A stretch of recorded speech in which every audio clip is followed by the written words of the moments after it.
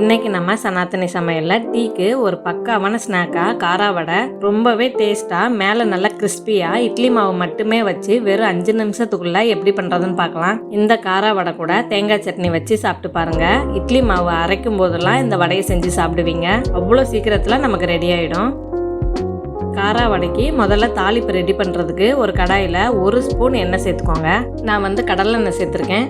எண்ணெய் காஞ்சதும் 1/2 டீஸ்பூன் கடுகு, 1/2 டீஸ்பூன் உளுந்து, 1/4 டீஸ்பூன் சோம்பு, 1/4 டீஸ்பூன் பெருங்காயத்தூள், காஞ்ச மிளகாயை 2-3 உடச்சி சேர்த்துக்கோங்க உங்கள் காரத்தை பொறுத்து. சின்ன வெங்காயம் ஒரு 5-6 இந்த மாதிரி பொடியாக நறுக்கி நல்லா பிசைஞ்சு விட்டு சேர்த்துக்கோங்க.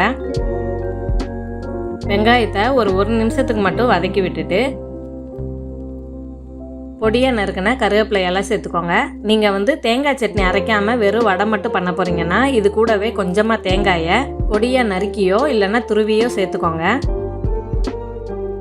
இட்லிக்கு நீங்கள் எப்போல்லாம் மாவு அரைக்கிறீங்களோ அப்போல்லாம் மாவு அரைச்சி நம்ம உப்பு கரைச்சி வைக்கும் போதே இந்த மாவை எடுத்து வடை போட்டுறணும். மாவு புளிச்சதுக்கப்புறம் நம்ம எடுத்து வடை போட முடியாது. நான் வந்து இட்லிக்கு மாவு அரைச்சி எடுத்து வச்சிருக்கேன். அரிசி உளுந்து மட்டும்தான் நான் சேர்த்து அரைச்சிருக்கேன். இந்த அளவுக்கு வந்து மாவு நல்லா கெட்டியாக இருக்கணும். அப்போதான் நமக்கு வடையும் நல்லா வரும். அதே மாதிரி நான் இந்த வடையை செய்ய போகிறேன்னா இட்லிக்கு மாவு அரைக்கும் போது வெந்தயத்தை சேர்க்காம தான் அரைச்சி வச்சிருக்கேன். வெந்தயத்தை இந்த மாதிரி தனியாக ஊற போட்டுட்டு வடைக்கு தேவையான மாவை எடுத்துட்டு வெந்தயத்தை அரைச்சி சேர்த்துக்குவேன். வெந்தயத்தை வந்து நான் எதுக்காக இந்த மாதிரி தனியாக சேர்க்குறேன்னா நம்ம வடை போடும்போது வடையில் வந்து வெந்தயத்தோட கசப்பு தன்மை லேசாக தெரியும். உங்களுக்கு வடையில் லேசான கசப்பு தன்மை இருந்தாலும் பரவாயில்லன்னா நீங்கள் வெந்தயத்தை சேர்த்து கூட அரைக்கிறதா இருந்தாலும் மாவு அரைச்சி எடுத்து வச்சுக்கோங்க.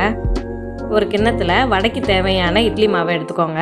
மாவு இந்த அளவுக்கு கெட்டியாக இருக்கணுன்றதை மட்டும் மறந்துடாதீங்க. மாவு தண்ணியாக இருந்துச்சுன்னா வடை பயங்கரமாக எண்ணெயை குடிக்கும். அதுவும் இல்லாமல் வடையும் நமக்கு சரியாக வராது.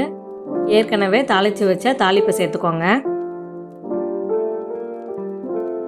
இது கூட கொஞ்சமாக கேசரி பவுடர் சேர்த்துக்கோங்க.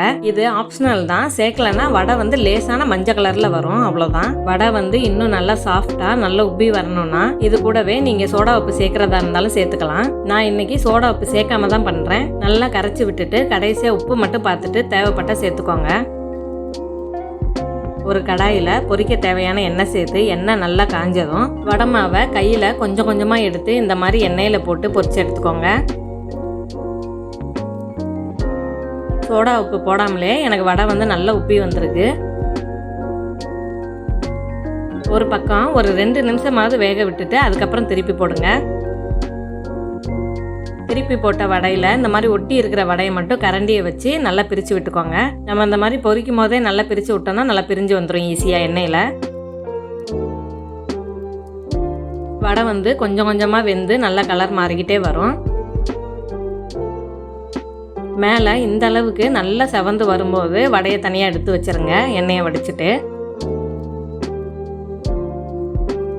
இதே மாதிரி அடுத்தடுத்து வடையை போட்டு பொரிச்சு எடுத்துக்கோங்க. ஒரு பக்கம் வெந்ததும் வடையை திருப்பி போட்டுட்டு இந்த மாதிரி கரண்டியை வச்சு ஒட்டி இருக்க வடையை பிரித்து விட மறந்துடாதீங்க. அப்போ தான் வடை தனித்தனியாக வரும், இல்லைன்னா நல்லா ஒட்டிக்கும்.